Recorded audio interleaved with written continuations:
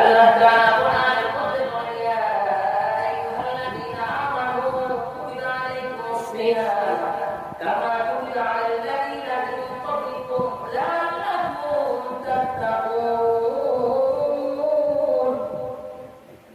ইয়া আইয়ুহাল্লাযীনা আমানু হে ইমানদারগণ কুতিবা আলাইকুমুস সিয়াম, আমি তোমাদের উপর রোজা তোমাদের উপর রমজান মাসের রোজাকে ফরজ করে দিয়েছি। কুতিবা গুনাহা কুতিবা, আমি ফরজ করে দিয়েছি কামা কুতিবা আলাল্লাযীনা মিন ক্বাবলিকুম, তোমাদের পূর্বদের উপর রোজাকে আমি ফরজ করেছিলাম।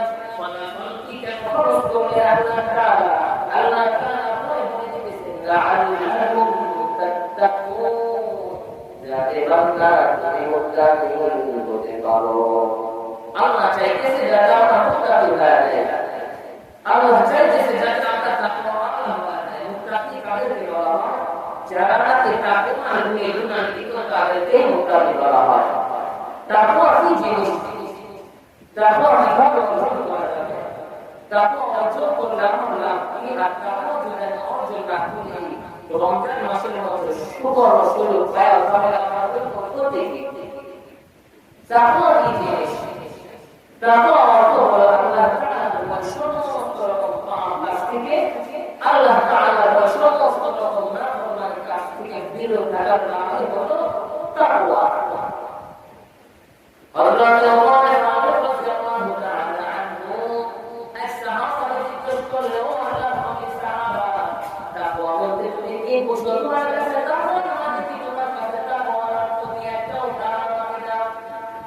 আল্লাহ তাআলা বলেন, সাহাবারা আপনি যখন চলাফেরা করেন হঠাৎ করে দেখবেন একটা যন্ত্র, এই যন্ত্রের উপরে বাড়িতে কাটাওয়ালা কাছে এখান থেকে আপনাকে যেতে হবে, তাহলে আপনি কিভাবে যাবেন? আল্লাহ তাআলা সাহাবী রাহমাতুল্লাহ আলাইহি বলে, আমি ওই যন্ত্র দিয়ে একটা যুক্ত কাছে রাস্তায় এমন ভাবে চলাফেরা করব যাতে আমার শরীরের মধ্যে কাটা লাগে। সাহাবারা বলে, এটাই হলো তাকওয়া।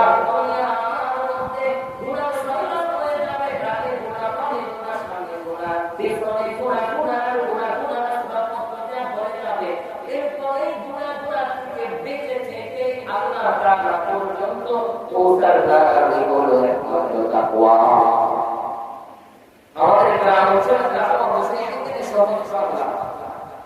সেটা কি? আমাদের এখানে নদী খালের মধ্যে পাইপলাইন পাওয়া যায়, সেটা বাঁধের উপরে আছে, বাঁধের নিচে আবার কাটার ভিতরে পাইপলাইন পাওয়া যায়, কাটার উপরে পাইপলাইন পাওয়া যায় না। যখনই জেলেরা তাদের পাইপলাইন কাটা থেকে বের করে, তার শরীরের মধ্যে সামান্য পরিমাণ কাটা লেগে থাকে।